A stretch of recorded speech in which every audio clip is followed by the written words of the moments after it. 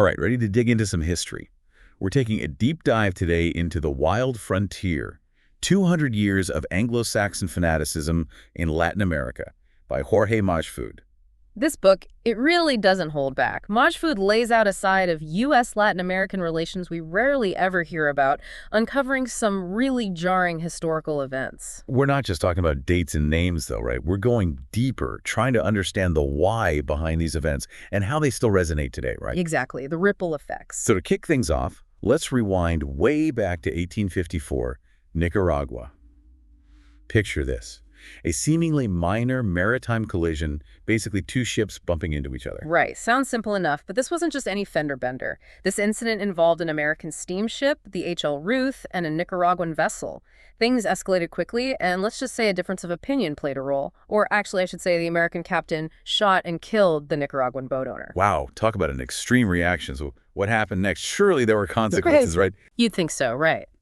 But instead of the law taking its course, a U.S. minister who happened to be traveling on that American ship intervened. He claimed Nicaragua had absolutely no right to arrest an American citizen regardless of the crime. Oh, wow. Adding insult to injury. Talk about a slap in the face. Seriously. So how did this escalate from a dispute to the U.S. Navy bombing a Nicaraguan town? Well, you see, this sense of entitlement, the whole we need to teach them a lesson attitude, really fueled the fire. A few weeks later, the U.S. Navy bombarded the town of San Juan del Norte for 6 hours straight, practically wiped it off the map. 6 hours? Yeah. That's incredible. Just intense. It's hard to even wrap my mind around that level of aggression coming from something that, well, could have been resolved peacefully. It's a textbook case of what's called gunboat diplomacy. It's about flexing military muscle to intimidate and pressure weaker nations into submission. It might seem like an isolated event, but it reveals the casual brutality and the sense of superiority that often, unfortunately, were behind U.S. actions in the region. Yeah, it really makes you think. And if that wasn't enough, just a year later, in 1855, along comes the infamous William Walker. Oh yeah, William Walker, the ultimate Manifest Destiny poster boy. This guy, he actually declared himself president of Nicaragua. Wait, hold on, for real? He just decided he was in charge. How did that even go down? Okay, so first he sets his sights on Mexico, tries to take control of Baja California with a group of volunteers, his big plan. To establish a republic with, get this, slavery as its foundation. He was utterly convinced this would magically bring prosperity. Talk about delusions of grandeur. You think he might have skipped a few history lessons. Yeah, you could say that. And here's where it gets even wilder. The U.S. government initially condemns him, right? But when Walker sets his sights on Nicaragua, a strategically vital country for its potential as a canal route, well, their tune changes. Let me get this straight. They condemned him, but when it was convenient, they were okay with it. Come on, that's outrageous. Walker, he goes and stirs up a civil war. And shockingly, the U.S. government ends up formally recognizing his presidency in 1856. And this is where Cornelius Vanderbilt comes in. Remember him, the railroad tycoon? Oh yeah, the name rings a bell. Vanderbilt, along with some other powerful figures, they had huge investments in transportation routes through Nicaragua. Walker's ambitions, however misguided, lined up perfectly with their economic interests. So it all comes down to money, as usual. This is such a blatant example of how private economic interests in the U.S. have always been tangled up with foreign policy and intervention in Latin America, a pattern that's still alive and well today. And it wasn't just private citizens like Vanderbilt, who had these really disturbing views. In 1858, Senator Albert Gallatin Brown gave a speech where he actually advocated for the global expansion of slavery. Whoa, wait a minute. He wanted to make slavery a worldwide institution. That's just horrific. I know. Brown's speech is a chilling reminder of the mindset of some very powerful figures back then. He actually compared expanding slavery to spreading religion, calling it a blessing. Ugh, just bone-chilling to hear those words, knowing the unimaginable suffering that slavery inflicted on millions. It's truly horrifying. And tragically, at the very same time, this fight for freedom and equality was unfolding on multiple fronts.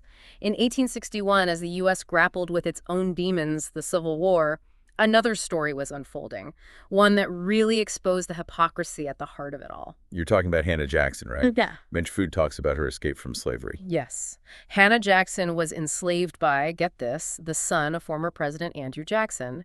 When the Civil War erupted, she seized the opportunity and made this incredibly courageous escape to freedom with her daughter. It's honestly an amazing testament to the human spirit. It's incredible. But it also highlights that contradiction, a nation fighting for liberty while still holding on to slavery. Exactly.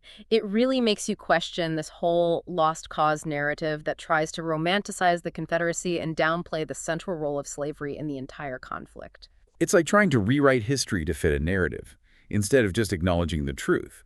And in this case, the truth is that the Civil War was fought over slavery. And it's a perfect example of why we need to be critical thinkers. We can't just accept any historical narrative, especially those presented by those in power. We have to seek out different viewpoints, uncover those stories that are often silenced or marginalized. Absolutely. And speaking of marginalized stories, 1862 was a year of stark contrasts. Two events in particular really highlight the power of perspective. The Battle of Puebla in Mexico and the mass execution of 38 Sioux men in Mankato, Minnesota. It's incredible to think about, isn't it? On one hand, you have the Mexican army achieving this incredible victory against the French at the Battle of Puebla on May 5th, 1862. A much-needed win for Mexico, which had faced its share of setbacks on the world stage. Exactly. This victory, while symbolic, became a source of immense national pride for Mexico, this testament to Mexican resilience. But here's where it gets interesting. The French were actually backing the Confederacy in the U.S. Civil War. So the Mexican victory at Puebla, even though it was a world away, actually delayed French support for the Confederacy, indirectly aiding the Union cause. Wow. So events that seem totally separate can have these huge ripple effects influencing the course of history in unexpected ways. It really was to show history is full of surprises, how events can connect in the most unexpected ways. And speaking of connections, let's shift gears a bit and look at what was happening within the U.S. after the Civil War. So the fighting stopped, but it sounds like the quest for control, for influence over the region, that didn't go away. They just changed tactics. That's right. The U.S. shifted from outright military conquest to a more subtle but no less impactful approach, economic domination. And Mexico, still recovering from internal conflicts and struggles against foreign intervention, became a prime target. And this is where Porfirio Diaz comes in, right? Yeah. The dictator who ruled Mexico for over 3 decades. Exactly. Diaz took power in 1876, promising order and progress, a slogan we hear a lot with regimes like his. Sounds good on paper, but I have a feeling there's more to this order and progress than meets the eye. You're right to be skeptical. Diaz did oversee a period of economic growth and stability, but it came at a price, especially for Mexico's rural and indigenous populations.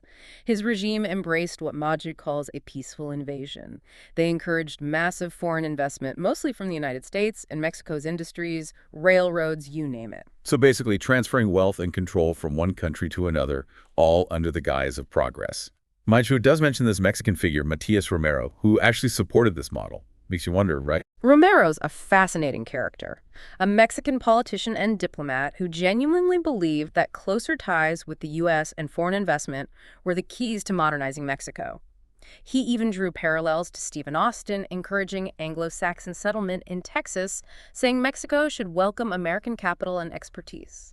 That's a tough one. I can see how some might view him as a visionary, a pragmatist, while others might see him as complicit in undermining Mexico's independence. It's a debate that's still relevant today. How do developing nations balance the need for economic growth with protecting their own resources and autonomy? No easy answers there. You got it. And it gets even more complicated when you realize these debates weren't just happening between nations, but within the U.S. itself. While figures like Romero were pushing for closer ties with the U.S., a surprising critique of corporate power was emerging from within the U.S. government. You're talking about Rutherford B Hayes, right? Sure. The U.S. president who came into office in 1877. Not exactly a name that jumps to mind. What did he have to say that was so groundbreaking? Hayes, even though he's not the most well-known U.S. president, he had some really insightful observations about the growing influence of corporations. In his personal writings, he expressed this deep concern that the U.S. government was becoming a tool of the wealthy and powerful. Wow, that sounds eerily familiar. It's like we're hearing echoes of that same worry today, with all the talk about income inequality, corporate lobbying, and the influence of money in politics. It's like looking in a mirror, right? Yeah. Hayes was particularly troubled by the growing gap between the rich and the poor. He warned that all this wealth concentrated in the hands of a few would inevitably lead to poverty, ignorance, and social unrest for the majority. Sounds like he was way ahead of his time. What else did he have to say? He argued that if this trend wasn't addressed, it would undermine the very foundation of American democracy. It was a dire warning that, sadly, seems to have gone largely ignored. And as these tensions simmered in the halls of power, a different kind of struggle was brewing on the streets.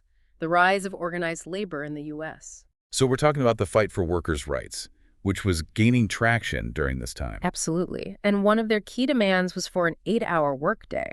Seems pretty basic now, right? But back then, it was a radical concept. It's amazing how much things have changed. Working 12, even 16-hour days, that was considered normal. No wonder there was unrest. For sure. And this unrest boiled over in the Haymarket Massacre of 1886, a pivotal moment in American labor history, and a tragic one. A dark day, for sure. Can you remind us what happened? It started as a peaceful demonstration in Chicago, May 1st, 1886, May Day. Workers gathered to demand, you guessed it, an 8-hour workday. But then things took a turn when a bomb went off, killing a police officer. Oh man, that's terrible. It was pure chaos. The police responded with overwhelming force, firing into the crowd. In the end, both protesters and officers were killed. It's heartbreaking how quickly a peaceful protest can turn deadly, especially when fear and excessive force come into play. And the aftermath of the Haymarket Massacre, that was just as bad. 8 labor activists were arrested, charged with conspiracy. The evidence was flimsy at best. Sounds like a classic case of scapegoating, using fear to silence dissent. You said it. Fueled by this wave of anti-labor sentiment and xenophobia, the trial was a farce. 4 of the activists were hanged, and another one took his own life in prison. It's just a stark reminder of how easily justice can be twisted when those in power feel threatened. And such a tragic end to a movement fighting for something as basic as a fair day's work. It's kind of ironic when you think about it. After the Haymarket Massacre, demanding an 8-hour workday became almost like a symbol of radicalism. Right. But then fast forward, and it's the norm. So what changed? It's a perfect example of how those in power can take even the most progressive ideas and, well, twist them, use them for their own gain. Majfud points to Henry Ford as a case in point. Ford, the car guy. What's his connection to the 8-hour workday? Ford, yeah, he cultivated this image as a champion of the working class, but in reality, he was dead set against unions. Uh-oh.